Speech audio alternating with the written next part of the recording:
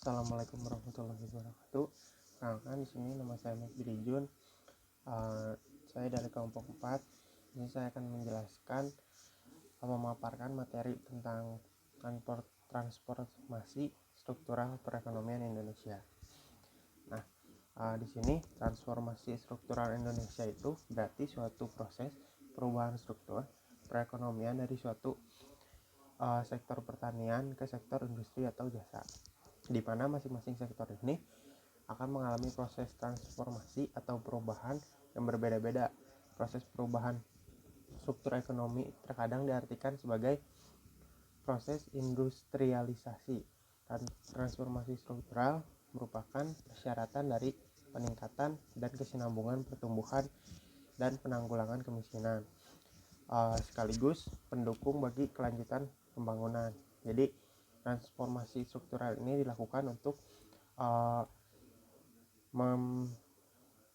pertumbuhan dan penanggulangan kemiskinan untuk mengembangkan pembangunan di Indonesia ini. Nah, selanjutnya struktural perekonomian Indonesia. Indonesia memiliki potensi pembangunan yang paling lengkap dan luar biasa besarnya untuk menjadi bangsa yang maju, sejahtera, dan berdaulat. Pertama,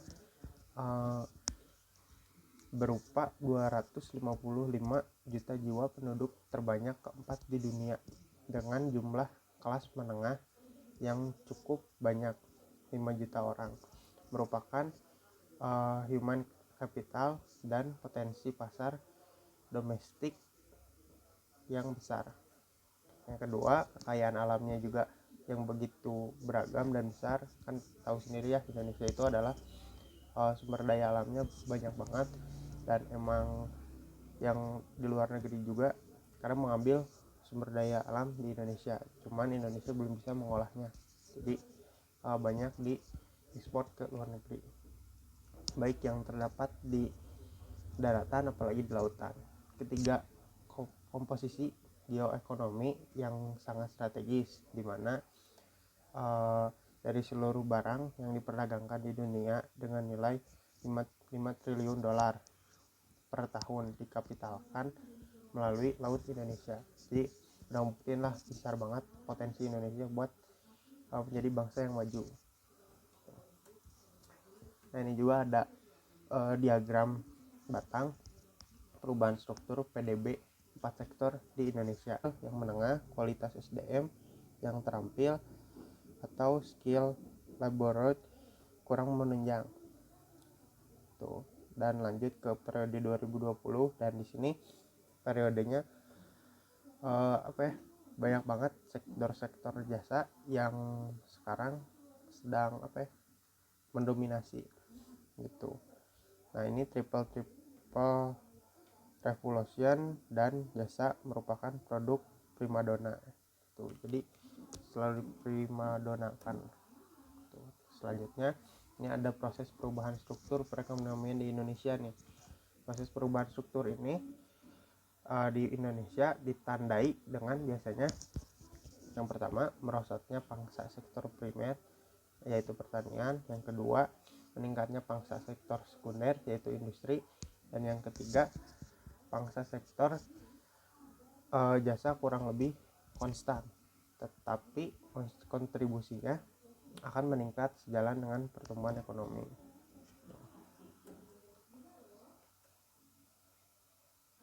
Nah, paling cukup sekian dari saya.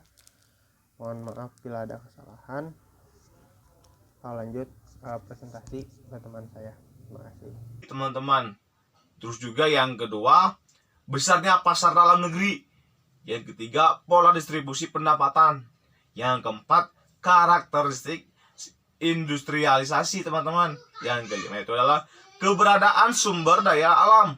Yang keenam, kebijakan perdagangan luar negeri, teman-teman. Nah, di sini kita bisa lihat bahwa faktor-faktor di dalam penyebab transisi ekonomi itu ada namanya teman, dan sebagian ini tentang kondisi dan strukturalnya, besarnya pasar dalam negeri, pola distribusi pendapatannya, karakteristik industrialisasinya, keberadaan sumber daya alamnya, yang kebijakan perdagangan. Halo, selamat siang semuanya. Perkenalkan, nama saya Hizky Aduniardo. Di sini saya dari kelompok 4 dan kebagian tema kita itu tentang transformasi struktural. Dan saya juga sudah dapat kebagian salah satunya itu tentang dampak positif proses transformasi perekonomian, terus juga dampak negatifnya sama yang lainnya teman-teman ya. Jadi saya akan menjelaskan pertama itu tentang dampak positifnya proses transformasi perekonomian. Ada 3 poin teman-teman di dampak positif ini. Yang pertama yaitu peningkatan produksi pertanian yang dirangsang oleh perubahan sistem pertanian substansi ke pertanian modern, teman-teman. Itu satu positifnya. Yang kedua yaitu penyerapan tenaga kerja atau pengangguran di perkotaan pada industri baru. Terus juga yang ketiga yaitu teman-temannya ada percepatan arus uang dan barang yang merangsang percepatan pendapatan per kapita masyarakat, teman-teman, yang pada gilirannya memperbaiki tingkat kesejahteraannya, teman-teman. Nah, sini sudah kita tahu bahwa positifnya memang ada itu teman-teman ya. Nah, 3 poin ini mah yang kita dapat teman-teman, 3 poin itu teman-teman. Yang pertama peningkatan produksi tanian, yang kedua penyerapan tenaga kerja, yang ketiga percepatan arus uang dan barang yang merangsang. Terus juga lanjut ke dampak negatif proses transformasi perekonomian. Sini juga ada 3 poin teman-teman. Yang pertama, hilangnya lahan pertanian sawah dan non-sawah yang mengakibatkan para petani dan buruh penggarap kehilangan mata pencariannya, teman-teman. Terus juga poin yang kedua, munculnya pengangguran struktural yang tidak mungkin tertampung seluruhnya pada sektor industri dan jasa, teman-teman ya. Terus juga poin yang ketiga teman-teman ya, tingginya laju urbanisasi yang menjadikan beban kota semakin berat serta menimbulkan masalah-masalah sosial lainnya, teman-teman.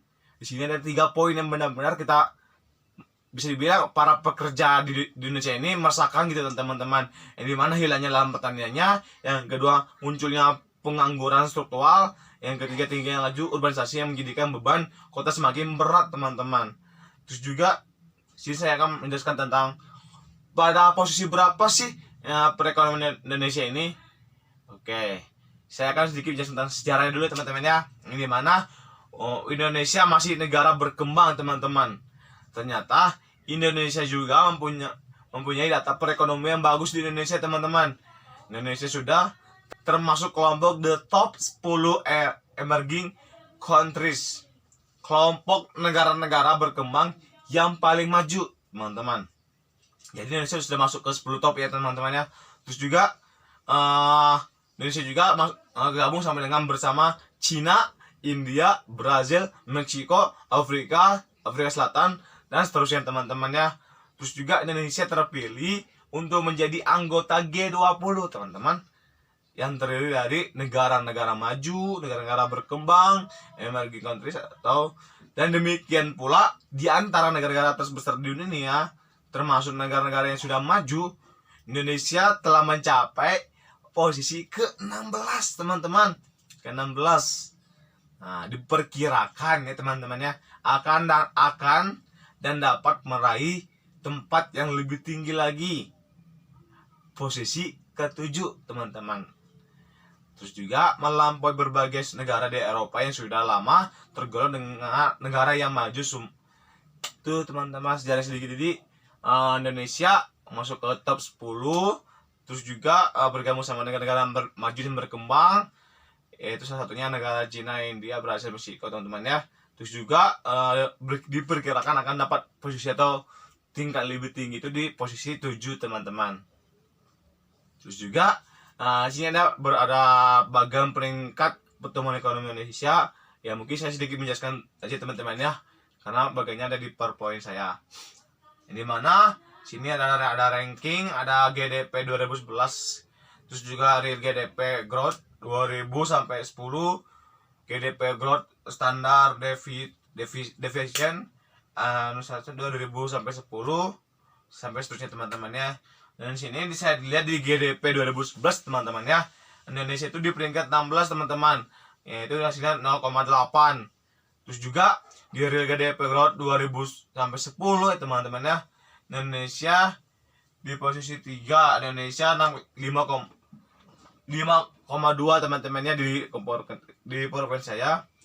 Di Indonesia juga maju lagi teman-teman. Jadi sini kita bisa tahu bahwa Indonesia memang apa yang bisa bilang perekonominya meningkat teman-teman ya.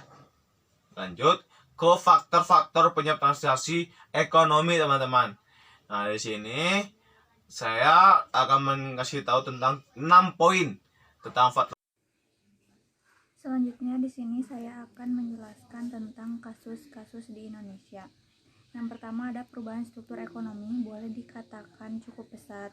Periode tahun 1983 hingga krisis ekonomi, peran sektor-sektor primer cenderung menurun, sedangkan sektor sekunder seperti industri manufaktur, listrik, gas, dan air, serta konstruksi, dan sektor tersier, perdagangan, hotel dan restoran, transport dan komunikasi, bank dan keuangan, dan kegiatan-kegiatan ekonomi lainnya yang terus meningkat. Kemudian pada sektor pertanian sendiri juga telah terjadi perubahan struktur ekonomi antar subsektor yang tidak seimbang dengan perubahan struktur pangsa penyerapan tenaga kerja. Beban penumpukan tenaga kerja yang terjadi saat ini pada sektor pertanian tidak terdistribusikan dengan merata. Jadi pada masing-masing subsektor, di mana hampir semuanya ditanggung subsektor tanaman pangan, sehingga kondisi keluarga petani tanaman pangan semakin memprihatinkan karena ketidakseimbangan ini. Kemudian saya juga menjelaskan tentang indikator pembangunan moneter. Yang pertama ada indikator pendapatan per kapita. Perekonomian dikatakan sedang atau sembuh atau berkembang apabila adanya serangkaian peristiwa yang terjadi atau timbul untuk mewujudkan peningkatan pendapatan per kapita. Pendapatan per kapitanya itu dalam jangka waktu yang panjang atau jangka panjang, waktu panjang. Jadi sehingga sekalipun pendapatan sewaktu-waktu terhenti, namun pada suatu waktu bila di waktu yang akan mendatang terjadi peningkatan, maka itu tetap disebut sebagai pembangunan ekonomi. Kemudian pendapatan per kapita seringkali digunakan pula sebagai indikator pembangunan. Selain membedakan dekat kemajuan ekonomi negara berkembang dan juga negara maju, pendapatan per kapita memberikan gambaran laju pertumbuhan kesejahteraan. Kemudian ada pula indikator pembangunan non-moneter, indikator sosial oleh Buckcherman yang dibedakan menjadi 3 kelompok.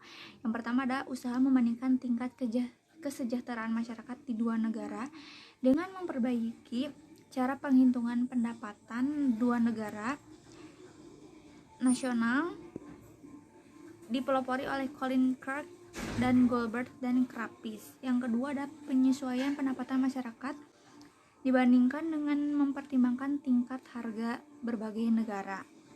Dan yang terakhir ada usaha untuk membandingkan tingkat kesejahteraan dari setiap negara berdasarkan data yang tidak bersifat moneter atau monetary indicatory. Kemudian ada indeks kualitas hidup dan pembangunan manusia atau IPM, gunanya untuk mengukur tingkat kesejahteraan masyarakat. Ada sebuah indeks gabungan yang dikenal dengan Physical Quality of Life Index atau PQLI, dan indeks kualitas hidup atau IKH. Indeks ini diperkenalkan oleh Maurice D. Morris. Indeks kualitas hidup atau IKH terdiri dari 3 indikator. Yang pertama ada tingkat harapan hidup, yang kedua ada angka kematian, dan ketiga dan terakhir atau tingkat melek huruf.